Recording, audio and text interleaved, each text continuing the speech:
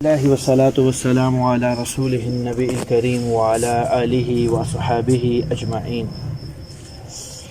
أما بعد فأعوذ بالله من الشيطان الرجيم. بسم الله الرحمن الرحيم.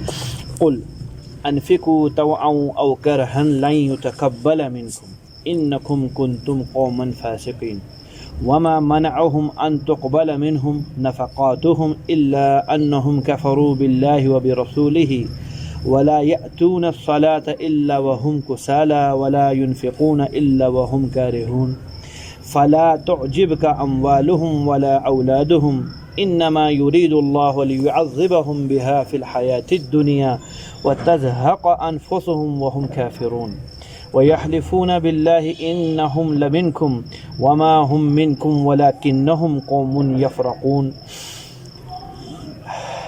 گزشتہ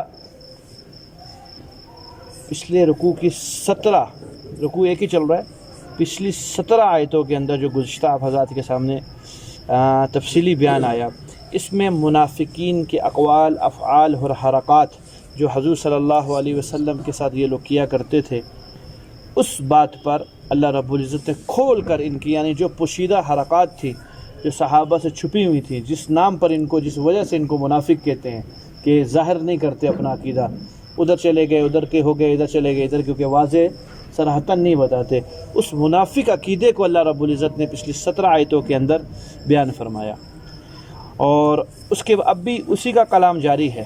گزشتہ بات ہوئی تھی، 2 بندے تھے، ایک کا نام جد بن قیس تھا جس نے یہ کہا تھا وَمِنْهُمْ، اللہ فرماتے منافقین میں سے کچھ ایسے ہیں من یقول، جو زبان سے کہتے اذن لی، نبی جی ہمیں اجازت دے دیجئے، ولا تفتنی، اور مجھ کو آزمائش کے اندر نہیں ڈالیں۔ میں نے آپ کے بارے میں آپ کے سامنے اس کا عرض کیا تھا کہ یہ جد بن قیس نامی آدمی ہیں اور بڑے منافقین میں اس آدمی کا شمار ہوتا تھا۔ بظاہر مدینہ کے اندر قحط تھا، دشواری کا زمانہ تھا، اس کے باوجود سرسبز و شاداب تھا اس کا گھر، خوشحالی تھی اس کے گھر میں، عافیت تھی، کوئی پریشانی نہیں تھی۔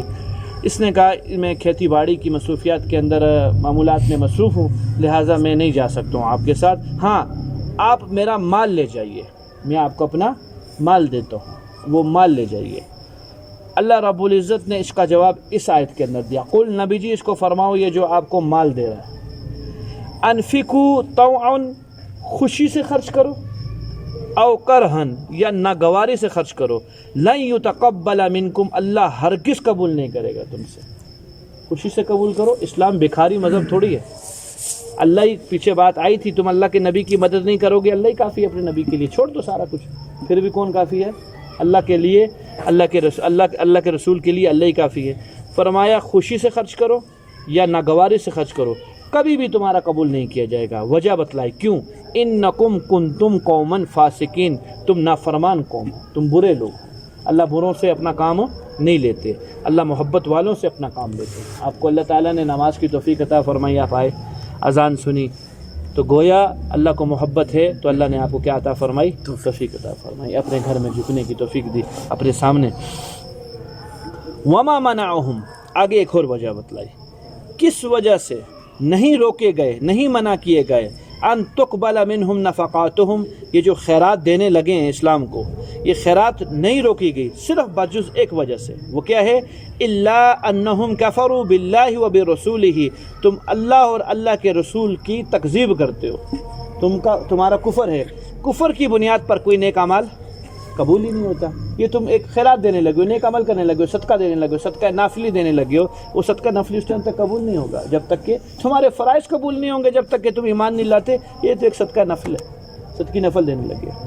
تو یہ جد بن قیس، اس کے بارے میں اللہ تعالیٰ نے یہ اتار دی کہ طوعاً سے صدقات نافلہ ہے جو انسان خوشی سے دیتا ہے وہ بھی قبول نہیں کریں گے، کرہن، ناگواری، مراد یہاں صدقات واجبہ ہیں جو اللہ تعالیٰ نے واجب فرمائے ہیں، وہ بھی تمہارے قبول نہیں کریں گے کسی حالت کے اندر بھی، کہ تمہارے پاس 2 مرض ایسے ہیں جن کا کوئی علاج نہیں ہے، علاج اس کا یہی ہے کہ ان امراض کو اپنے اندر سے نکالو۔ وہ کیا ہے؟ تم کفر رکھتے ہو اللہ کے ساتھ بھی اور اللہ کے رسول کے ساتھ بھی، اور 2 نشانیاں تم میں اور بھی ہیں، وہ تو باطنی نشانی ہے، ایمان کوئی اپنا دکھلا نہیں سکتا، تو اس بندے کا ایمان بھی کوئی نہیں دیکھ سکتا تھا۔ ہاں ظاہری نشانی ہے جس سے ہم تجھے منافق کہیں گے اور جھوٹا کہیں گے، وہ کیا ہے؟ ولا یأتون الصلاۃ، تو نماز کے لیے نہیں آتا، اگر آتا ہے تو پھر کیسا آتا ہے؟ الا وہم کسالى، سستی کے ساتھ، بیزاری کے ساتھ، سستی کے ساتھ، بیزاری کے ساتھ۔ دوسری چیز ولا ينفقون، دوسری نشانی، اور تو مال خرچ نہیں کرتا، اس سے مراد صدقات واجبہ زکوٰۃ ہے، اللہ کے راستے کے اندر یعنی نہیں دیتا، الا وہم کارہون، ناپسند کر کے، او ہو گراں سمجھ کے، زکوٰۃ کا موسم آ گیا اب دینی پڑے گی۔ میرے محترم ساتھیوں، یہ دونوں علامتیں منافق کی بتائی ہیں اللہ تعالیٰ نے، اور یہ میں نے کہا کمزور منافق نہیں ہے، یہ مضبوط منافق ہے۔ منافقوں کے سردار میں عبداللہ بن ابی بن سلول جب مارا گیا، ختم ہوا، اس کے بعد اسی بندے کا نمبر آتا ہے، جد بن قیس کا، اور کل بتلایا تھا بیٹا کون تھا؟ بدری۔ تھوڑا یاد کیا کرو نا، تھوڑا یاد رکھا کرو، کوئی ساتھ والے کو حوصلہ ہوتا رہتا ہے۔ عبداللہ ان کا نام تھا، عبداللہ بن ابی بن سلول کے بیٹے کا نام عبداللہ تھا، ان کا نام عبداللہ نہیں تھا۔ حدیث پاک میں آتا ہے جب کسی مریض کے پاس جاؤ نا، اس کو تسلی دو، کہ یہ تیرا تسلی دینا اس کی موت کو دور نہیں کرے گا، تیرا تسلی دینا اس کی موت کو دور نہیں کرے گا، لیکن وہ کیا ہو جائے گا؟ خوش ہو جائے گا۔ تھوڑی تھوڑی مجھے تسلی دیا کرو کہ ہاں ہو رہا ہے، ایسے ایسے کیا کرو، میں سمجھ ٹھیک چل رہا ہوں۔ ولا یاتون الصلاۃ الا وہم کسالى، اس پہ بات کرنی ہے۔ فرمایا کہ یہ نماز کے لیے پہلے تو آئیں گے نہیں، اگر آئیں گے الا وہم کسالى۔ میرے محترم ساتھیو، اللہ نے چلو ہمیں پہلے جملے کے اندر نہیں رکھا، کسی نہ کسی حد تک اللہ جھکنے کی توفیق دیتا ہے، ہم دوسرے مس کا شکار ہے جہاں اللہ نے نفی کی ہے۔ الا وہم کسالى، اگر آئے بھی تو کس کے ساتھ آئیں گے؟ بیزاری کے ساتھ، ناگواری۔ اب اس کو سمجھیے کیا ہے بیزاری ناگواری۔ میرے محترم ساتھیو، ہر وہ عمل جو خلاف سنت ہوگا وہ بیزاری اور ناگواری کے اندر شامل ہے، ہر وہ عمل۔ شیشے میں کھڑا ہو جاؤں، میں ابھی نماز پڑھنے اللہ کے سامنے جانے لگوں، سر سے لے کر پاؤں تک کا جائزہ لوں، اور اگر یہ سنت کے مطابق ہے تو میں خوشی کے ساتھ جا رہا ہوں اللہ کے پاس، اور اگر یہ خلاف سنت ہے تو میں بیزاری کے ساتھ جا رہا ہوں۔ اور یہ نشانی کس کی بتلائی ہے؟ کافروں کی نہیں بتلائی، کافروں سے نچلا طبقہ ہے، وہ کون ہے؟ بڑے ادب کے ساتھ، بہت ادب کے ساتھ آپ حضرات کے سامنے عرض ہے، کم از کم نماز کی حالت سنت والی، کم از کم نماز کی حالت سنت والی ہے۔ نماز استنجے سے شروع ہوتی ہے بھائی، کہاں سے شروع ہوتی ہے؟ استنجے کی سنتوں سیکھو، اس پر عمل کرو۔ وضو ہے، اس کے بعد نماز استنجے سے شروع ہو چکی ہے، وضو کی سنتیں سیکھی جائیں، اس پر عمل کیا جائے۔ پھر رستے کے اندر آپ نے آنا ہے، رستے کی سنتیں سیکھی جائیں، رستے میں کیسے چلتے تھے اللہ کے نبی، زبان مبارک سے کیا نکلا کرتے تھے، سیکھی جائیں۔ پھر مسجد کے اندر داخل ہوں گے، مسجد کی سنتیں سیکھی جائیں۔ فرمایا مسجد کا حق ہے اس کے بیٹھنے سے پہلے تحیۃ المسجد پڑھ لے، سنتوں کا ٹائم ہے سنتیں پڑھ لے، نہیں ہے ٹائم سنتوں کا، وقت مختصر ہے، 2 رکعت نفل پڑھ لے۔ نہیں سمجھ میں آئی؟ اس کے بعد نماز کے لیے کھڑا ہوئے گا۔ اب نماز کی 2 حالتیں ہیں، ایک نماز کی ظاہر حالت ہے، ایک نماز کی باطن حالت ہے۔ ظاہر باطن کی ترجمانی کرے گا۔ ظاہر کس کی ترجمانی کرے گا؟ اگر میرے محترم ساتھیوں سر ڈھمپا ہوا ہے تو باطن میں خشوع ہے، تو سر ڈھمپا ہوا ہے۔ اگر سر ننگا ہے تو سمجھ جائے باطن میں خشوع نہیں ہے، جس کی وجہ سے سر کیا ہے؟ ننگا ہے۔ نہیں سمجھ میں آتی؟ یہ جو ہمارے سوٹڈ بوٹڈ لوگ ہوتے ہیں نا، تو وہ بھی ایک پہنتے ہیں، کیا کہتے ہیں اس کو؟ تھوڑی دیر کے بعد کیا کرتے ہیں؟ کہیں یہ میرا پھندا ہلکا تو نہیں ہو گیا، سانس تو نہیں آ رہی مجھ کو، چلو دوبارہ سانس کو بند کرو۔ اہتمام ہے نا، تو اس لیے بار بار چیک کرتا ہے۔ تو میں نے کبھی یہاں ہاتھ مارا، یہ بھی ہے میرے پاس یا یہ نہیں ہے، کبھی ہاتھ نہیں مارا، بلکہ ہوگا تو میرے محترم ساتھیوں، جو یہ ہمارے بابے ہیں سفید ریچھ والے، یہ مجھ سے اچھا جانتے ہیں۔ یہ ہمارے پاک اور ہند جب تک تقسیم نہیں ہوئی تھی، اس کا ماحول تھا، کوئی بغیر ٹوپی والا مرد گھر سے باہر نکل جاتا، شادی نہیں ہونی تھی، کوارا مار بچہ، کیا بے حیا ہے، کیا چل رہا ہے نہ، کہ سر گھومتا ہے یہ آدمی، ہم اس کو نہیں دیتے لڑکے کو۔ کوئی لڑکی ایسے تھوڑی سی جھانک لیا کرتی، نہیں بھائی بے حیا عورت ہے، یہ تو جھانکتی ہے، اس کو ہم لوگ اپنا لڑکا نہیں دیتے، یہ خاندان اچھا نہیں لگ رہا ہم لوگ۔ شیشے کے اندر اپنا تھوڑا، میں خالی نماز کی سنتوں کی بات کر رہا ہوں، کم از کم اتنا ایمان تو بن جائے کہ نماز میں اس حالت میں اللہ کے سامنے کھڑے ہوں جو اللہ کو حالت محبوب ہے، اور محمد رسول اللہ صلی اللہ علیہ وسلم سے زیادہ کوئی حالت اللہ کو محبوب نہیں۔ کم از کم سر ڈھمپا ہونا چاہیے، سر ڈھمپا ہونا چاہیے، سنت کے مطابق اللہ کے سامنے کھڑا ہوئے۔ ٹخنے شلوار کے ہر حالت کے اندر اوپر کرنے واجب ہے، شلوار کے پہنچے ٹخنوں ہر حال کے اندر واجب ہے، ہر حال کے اندر واجب ہے، پر نماز کی حالت میں ایک اور نماز کی غیر کی حالت کے اندر ہے، واجب ہے۔ اگر میرے بھائیوں وعیدیں ڈرا نہیں رہی، حکم ڈرا نہیں رہے، ہم چلو خطرناک بات نہیں کرتے، ہم نرم بات کرتے ہیں، پھر سمجھ جائے کہ اندر کوئی محبت نہیں ہے، اندر کوئی محبت نہیں ہے۔ فرمایا یہ تو منافقین کی نشانیاں، آئیں گے تو کسالہ، سست ہو کے کھڑے ہوئیں گے، کوئی چاقو چوبند نہیں، ان کے اندر بیزاری کی علامتیں دور سے نظر میں آئیں گی۔ اور دوسرا فرمایا زکوٰۃ کے بارے میں بات فرمائی ہے، جب اللہ کے راہ میں دینا ہوگا بڑی ناگواری کے ساتھ دیں گے، او ہو سال اتنی جلدی ختم ہو گیا، دوبارہ بھی دینا پڑے گا، خوشی کے ساتھ دیں گے۔ کس کا حکم ہے؟ اللہ کا حکم ہے، بھیا اللہ کے حکم پہ تو جان دے دے، یہ تو چھوٹی سی اللہ نے بات فرمائی۔ کیا کرنا ہے؟ نماز کے لیے آنا ہے، اور کیا کرنا ہے؟ زکوٰۃ دینی ہے۔ دو باتیں فرمائی، دو باطنی نشانیاں بتلائیں، دو ظاہری بتلائیں۔ باطنی دو نشانیاں کیا؟ ایک تو یہ اللہ کی ذات پر کفر کرتے ہیں، اور دوسری باطنی نشانی، دوسری کفر ان کا اللہ کے رسول کے ساتھ بھی ان کی بغاوت ہے، ظاہری بھی باطنی بھی۔ اور دو ظاہری نشانیاں بتائیں، تم سمجھ جانا یہ منافق ہے، جب نماز کے لیے آئیں گے اول تو ولا یاتون الصلاۃ، آئیں گے ہی نہیں، اگر آئیں گے الا وہم کسالى، تو بیزاری کے ساتھ آ کر نماز پڑھ کے فوراً چلے جائیں گے۔ دوسری چیز کیا فرمائی؟ ولا ينفقون، آپ میرے بھائیو ہمارے علاقے کی کریم ہو، کیا ہو؟ خواص کے بھی خواص ہو، عام مجمع، پھر نمازی خاص مجمع، پھر آپ نمازیوں کی بھی خاص والے، آپ اللہ کے کلام کو الحمدللہ روزانہ اپنی مصروفیت کا وقت فارغ کر کے سنتے ہو، تو خالی بس یہ نہ ہو کہ کانوں کی لذت بن جائے کہ ماشاءاللہ قرآن سنا جا رہا ہے، مقصود کیا ہے؟ عمل ہو جائے۔ تو آج کے بعد میں بھی نیت کروں، آپ بھی نیت کریں، سنت کے مطابق کم از کم ظاہر بنا کر اللہ کے سامنے پیش آیا کریں گے کہ اللہ ہمیں کیا کر لیں؟ پسند کر لیں۔ میرے بھائیوں میں وہاں صراحتاً عرض نہیں کر سکتا ہوں، بعض علامات اور بعض ایسی چیزیں ہوتی ہیں کہ اللہ کو ان سے سخت نفرت ہے، اللہ کو ان سے سخت نفرت ہے۔ بیت اللہ کا غلاف پکڑے تب بھی اللہ غصے سے ان کو دیکھتے ہیں، اس سے بڑے کوئی عمل ہے؟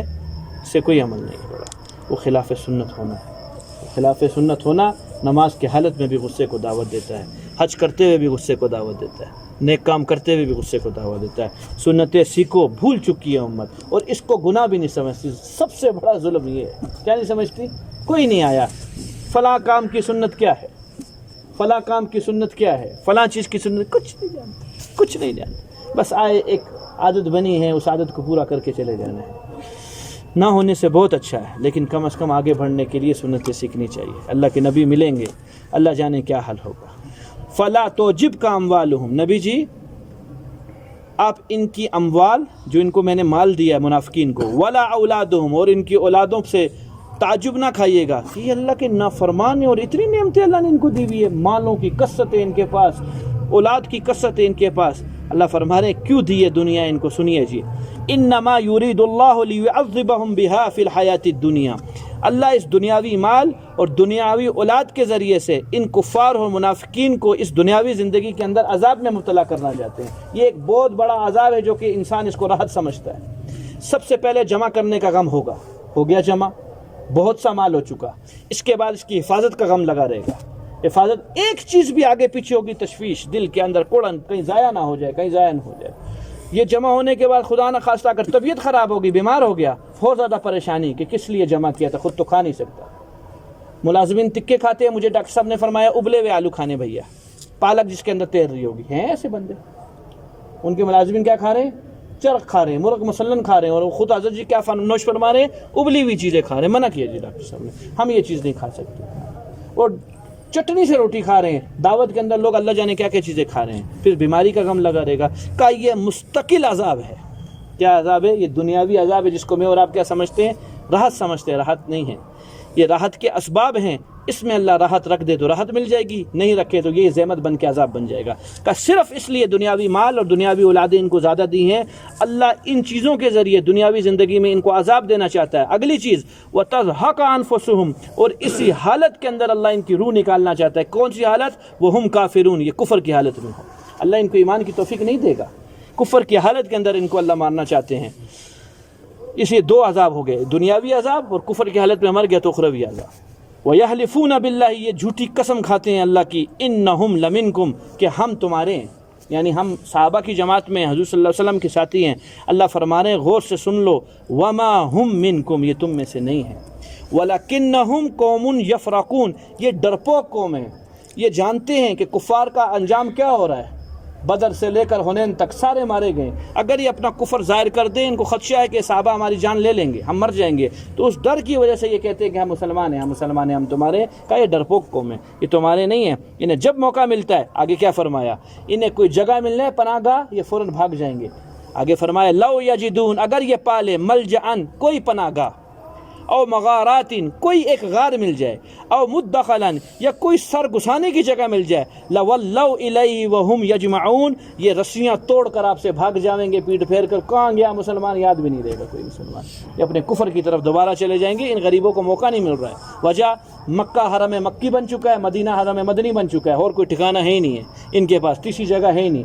یہود ان کو لینے کو تیار نہیں بیٹھے ہوئے، عیسائی ان کو لینے کو تیار نہیں بیٹھے ہوئے. وہ کیوں سمجھتے ہیں، وہ سمجھتے ہیں مسلمان ہیں، ہم نہیں لیتے، اور یہ اصل میں مسلمان نہیں ہیں. تو نہ یہاں کے نہ وہاں کے، مذبذبین بین ذالک، غریب لوگ نہ یہاں میں نہ یہاں میں، لا الہ ہؤلاء ولا الہ ہؤلاء، نہ ان کی جماعت میں شمار ہو رہے ہیں نہ ان کی. ان غریبوں کو تو ٹھکانہ نہیں مل رہا ہے. ومنہم، ان میں سے بعض ایسے ہیں، من یلمزک، جو آپ پر تانا لگا رہے ہیں، الزام لگا رہے ہیں، فی الصدقات، صدقے کے اندر، اور کیا کہہ رہے ہیں کہ نبی جی نے انصاف نہیں کیا مال غنیمت کے اندر اور صدقات کے اندر، انصاف نہیں کیا. اس کی تفصیل سنیے جی.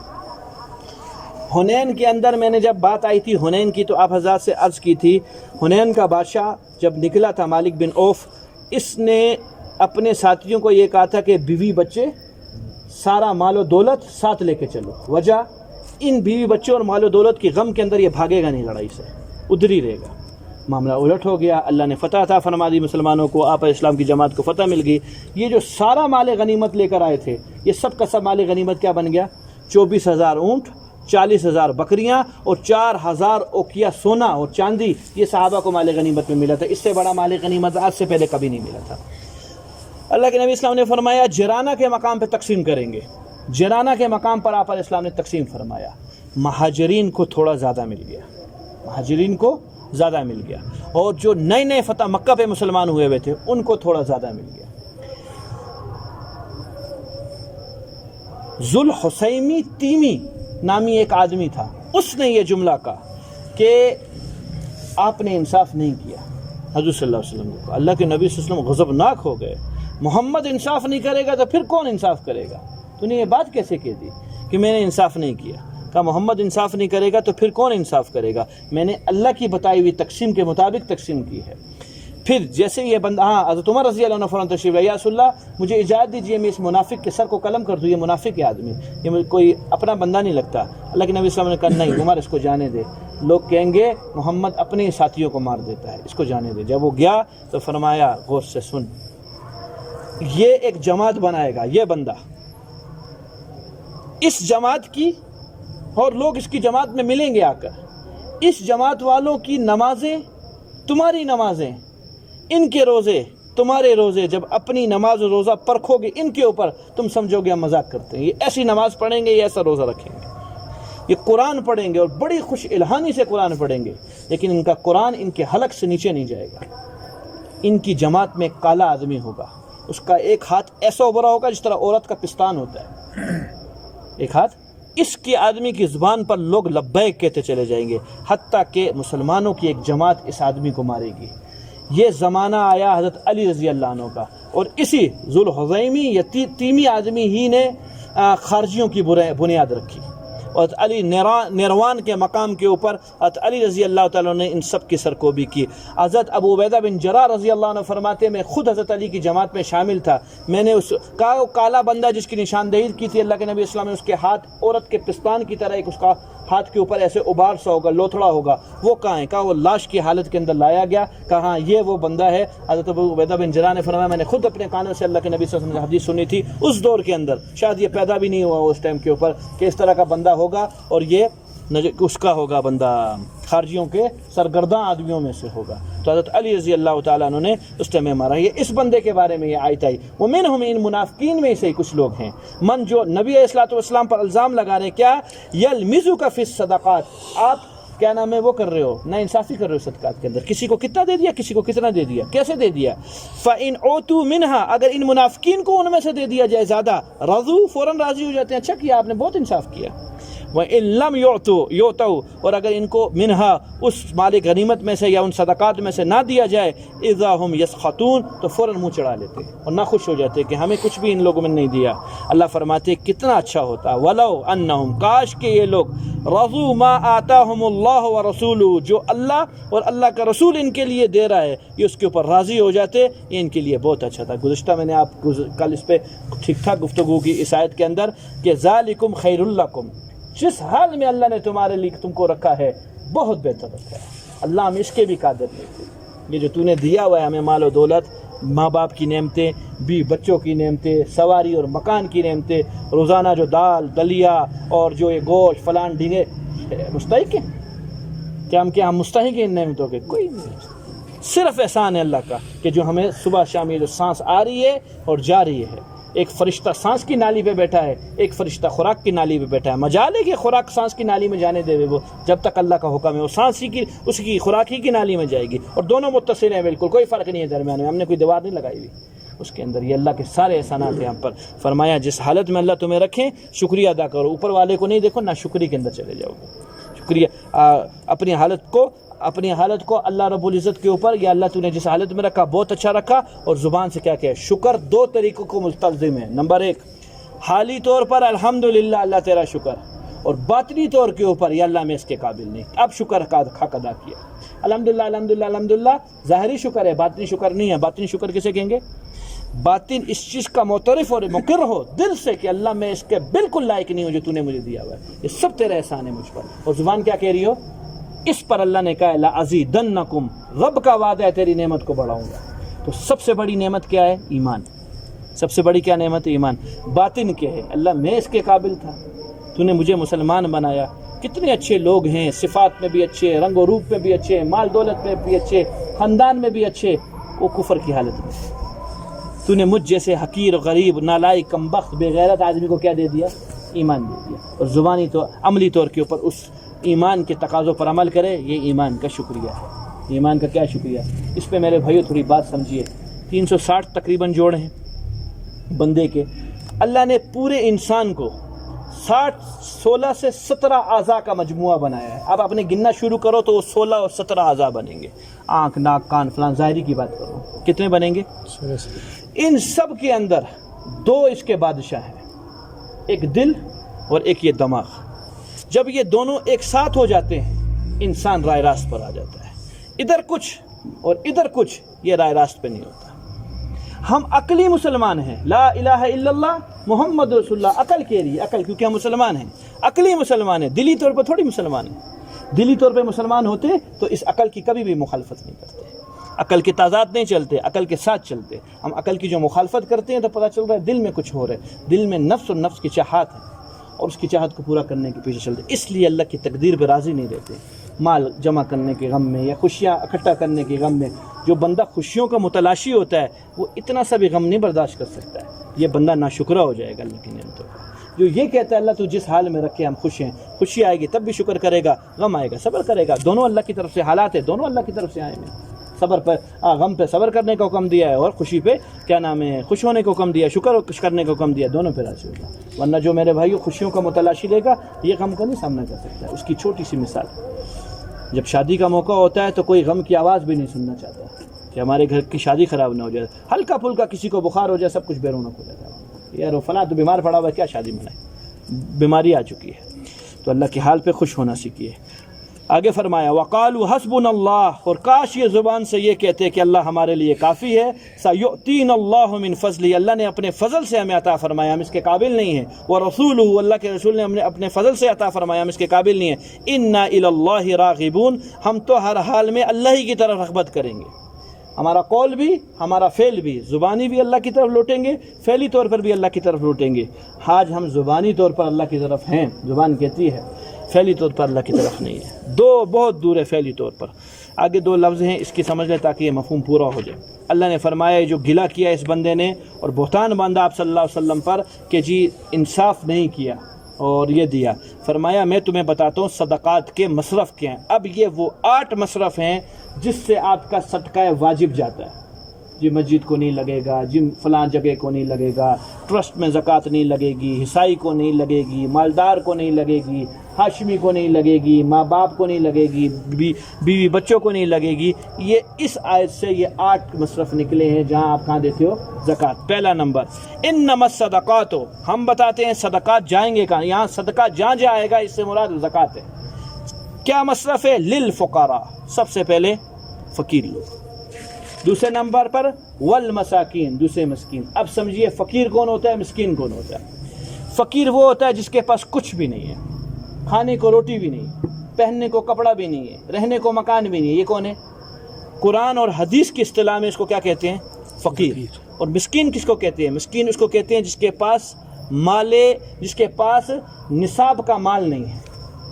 آج کے دور میں تقریباً 60,000 روپے بنتا ہے یہ آپ کا 52.5 تولے چاندی. آج کے دور میں جس کے پاس 60,000 روپیہ نہیں ہے وہ مسکین ہے.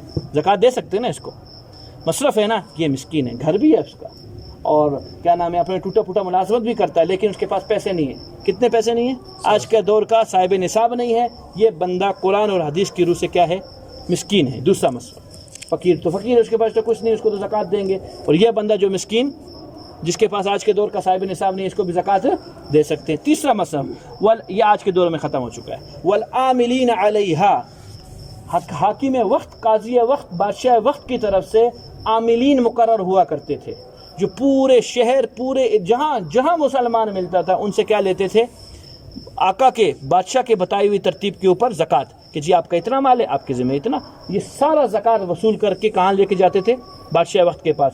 آج تو آپ میں کیونکہ شرعی حکومت نہیں ہے، وہ اسلامی ملک نہیں ہے، اسلامی نظام نہیں ہے، تو اپنی طرف سے جس کو چاہتے ہیں ہم دے سکتے ہیں زکوٰۃ، اجازت ہے. اس دور میں چونکہ اسلامی عدالت تھی، اسلامی ساری کی ساری ترتیبات تھی، اپنی مرضی سے میں چاہوں اس کو زکوٰۃ دے دوں، اس کو زکوٰۃ دے دوں، نہیں دے سکتا ہوں. بادشاہ وقت اپنی ترتیب کے اوپر زکوٰۃ کو چلاتا تھا. تو حضور صلی اللہ اصل میں یہ تھا خذ من الصدقہ. اللہ کے نبی صلی اللہ علیہ وسلم کو فرمایا صدقات میں سے آپ لو. اب حضور صلی اللہ علیہ وسلم تو پوری دنیا نہیں جا سکتے صدقے وصول کرنے کے لیے. آپ نے اپنے عاملین بنائے ہوئے تھے جو کہاں جایا کرتے تھے؟ صحابہ کرام صدقات. معاذ رضی اللہ عنہ کو فرمایا معاذ صرف غنی لوگوں سے صدقہ لینا، مراد زکوٰۃ لینا، فقیروں سے نہیں لینا، اور انہی کے فقراء کے اندر تقسیم کرنا. 2 باتیں فرما دی.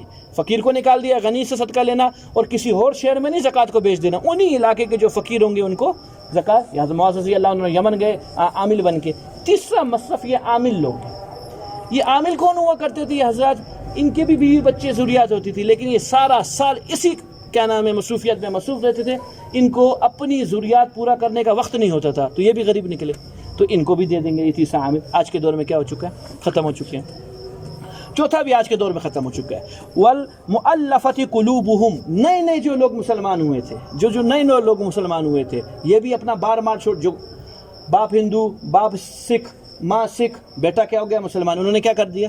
گھر سے نکال دیا. اب اس کی ضروریات کو کون پورا کرے گا؟ یہ مؤلفات قلوب، ان کے دل کو رکھنے کے لیے کہ اسلام نرمی کرے گا تمہارے ساتھ، ان کو بھی زکوٰۃ دو. یہ چوتھا مصرف آج کے دور میں یہ بھی ختم ہو چکا. ہاں اس طریقے سے اگر کوئی غیر عیسائی مسلمان ہوتا ہے اور گھر والے نکال دیتے ہیں تو علاقے والوں کے اوپر واجب اور فرض ہے کہ اس کی دیکھ بھال کرنا.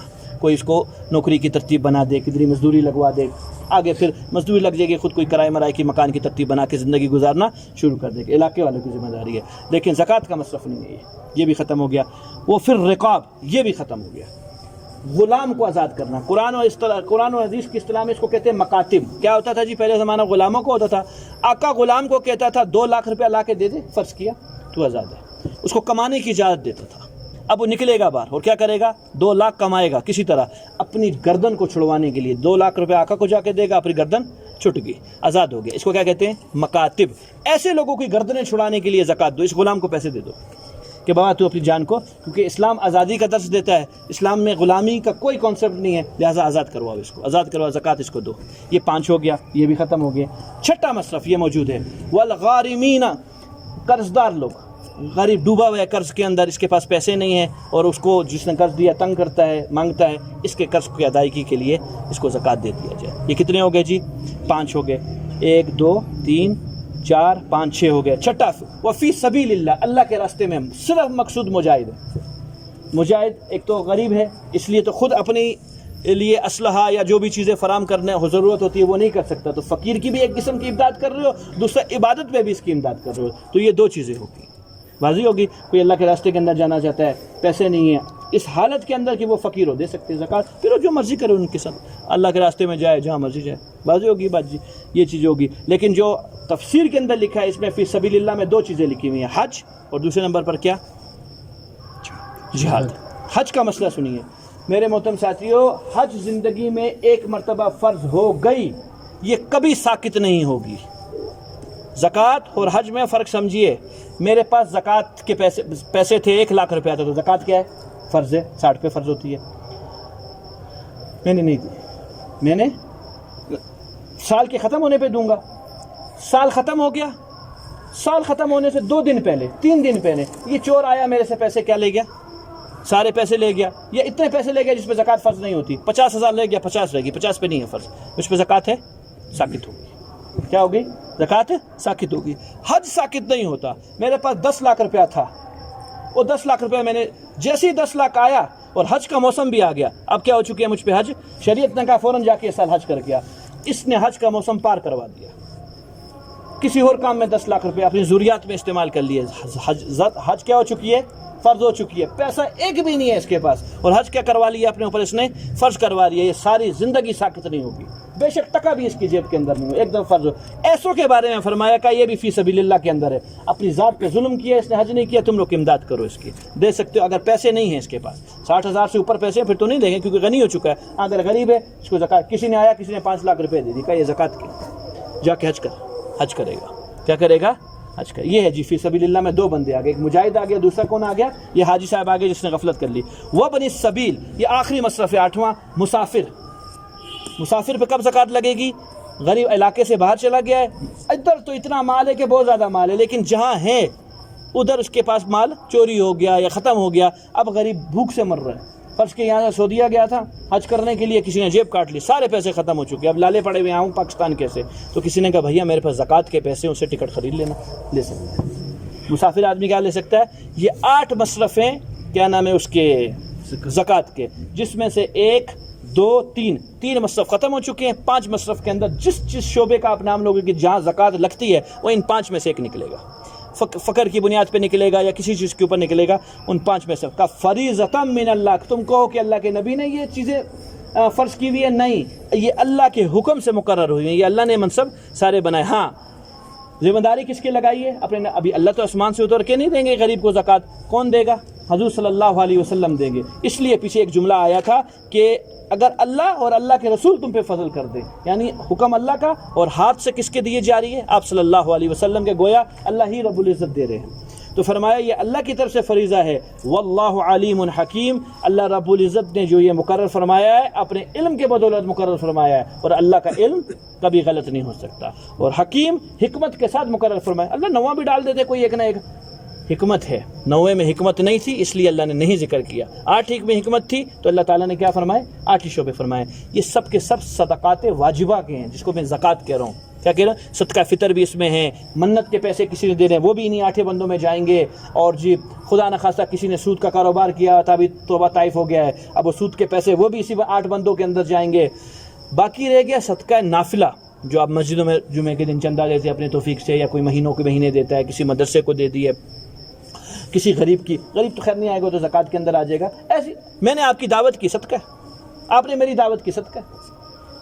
صدقہ نافلی مالدار کھا سکتا ہے, اور صدقہ واجبی مالدار نہیں. آپ اپنے جو بچوں کو کھلا رہے ہو صدقہ, اپنے بچوں کو جو کھلا رہے ہو صدقہ, وہ نفلی صدقہ شمار ہوتا ہے. اور یہ جو یہاں قرآن میں ابھی بات ہے, یہ کون سی بات ہے, واجبی صدقہ, جس میں زکوٰۃ, آپ کا صدقہ فطر اور قربانی بھی واجب ہے, لیکن اس کو شمار نہیں کریں کیونکہ وہ غنی بھی کھا سکتا ہے, آپ خود بھی کھا سکتے ہو, اور یہاں تک کہ قربانی کا گوشت عیسائی کو بھی, کسی غیر مسلم کو بھی دے سکتے ہیں, جائز ہے. اچھا جی, صدقہ واجب کافر کو نہیں دے سکتے, یعنی زکوٰۃ کافر کو نہیں دیا جا سکتی. ہاں صدقہ نافل کو کافر کو دے سکتے ہیں. صدقہ نفلی, کوئی عیسائی ہے غریب, آپ کے دل میں رحم آیا, یہ بیمار ہے شدید اور اس کے پاس علاج کے پیسے نہیں ہیں, چلو میں اس کا علاج کرواتا ہوں, انسانیت کی نیکی کے تحت آپ کو ضرور ثواب ملے گا. لیکن یہ صدقہ نافلی سے, صدقہ واجبی سے نہیں. آخری مسئلہ بات ختم, کیونکہ زکوٰۃ ہی کی بات چل رہی ہے. نہیں دی کسی نے اتنے سالوں, کتنے سالوں, آج پتہ چلا, دل میں بات آئی, نہیں میں دوں گا. 5 سال کی زکوٰۃ ہے اس کے دن, 10 سال کی, اور مال کا کچھ پتہ نہیں ہے. فرض کیا 2020 چل رہا ہے, 2011 سے میں مالدار ہوں, 11 میں میرے پاس کتنا مال تھا یاد نہیں, بھول گیا, 12 13 14 15 20 تک آ چکی ہے. تو ہر سال کے اندازے سے زکوٰۃ دے گا. ذہن کو سوچے گا 5 لاکھ ہوں گے میرے پاس، کیا نام ہے، 5 لاکھ کے حساب سے بھی زکوٰۃ دے گا. 12 بھی یوں سوچے گا، پھر 20 پہنچ چکا ہے، 20 میں موجودہ جتنا مال ہے پھر اس کی زکوٰۃ دے گا. ہر سال میں کس طرح دے گا؟ اندازے کے ساتھ زکوٰۃ دے گا. اگر تحقیق سے معلوم ہو سکتا ہے، ریکارڈ پڑے ہوئے ہیں، کوئی پرچیاں مرچیاں اس طرح کی چیزیں، پھر تو تحقیق کرے گا. نہیں ہے، کوئی چیز بھی ثبوت نہیں ہے کہ میرے پاس 2011 میں کتنے پیسے تھے. اب ذہن کا سارا بس دار و مدار نیت ہے، چونکہ اللہ جانتے ہیں اس کی نیت سچی ہے، بس جتنا ذہن کہتا ہے اس ترتیب کے اوپر زکوٰۃ دے گا. قربانی کا بھی یہی مسئلہ ہے، نہیں کی قربانی 10 سال، اب 10 سال کے جو 1 سال میں قربانی کی کیا نام ہے بکرا دینا ہے، اب یہ بکرا نہیں دے گا. جو قضا ہو گئی اس کا بکرا نہیں ہے، اس کی قیمت ہے. بکرا کتنے کا مل رہا ہے؟ 15,000 20,000 کا، 20,000 روپے کسی مدرسے میں جا کے دے دے گا. دل میں کیا، ان کو بتانے کی بے شک ضرورت نہیں ہے، دل میں کیا نیت کی ہوئی ہے، یہ میرے 2011 کی قربانی چلے گی، پھر اللہ نے 20,000 دے دیے، 15,000 دے دیے، یہ 2012 کی قربانی چلے گی، 13 کی چلے گی. بکرا صرف 3 دن کے اندر ہوتا ہے، 10 ذی الحجہ، 11 ذی الحجہ، 12 ذی الحجہ کی مغرب تک، بس کسی کی رہے گی. اب یہ کیا دے گا؟ وہ دے گا. اور بکرا بھی دے دے تو قربانی اس کی پھر بھی ادا ہوگی، قضا ادا ہوگی، لیکن اعلیٰ یہ کہ پیسے دے دے. ایک اور میں پیسہ ایک ہے سونا، مثال کے طور پہ 2010 میں کسی کے پاس 2 کلو